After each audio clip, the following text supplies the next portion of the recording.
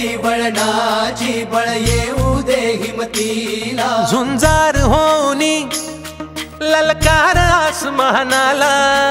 लावून कपाळी माती घे झेप क्षितिजा पाठी हुंकार भरारीसाठी पेटू दे मनाच्या वाती मानमनी अभिमान मनाची शान खुल्या आसमानी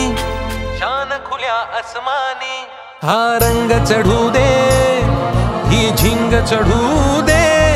हो सूर्य नवा भाळी तेज नवे झळकू दे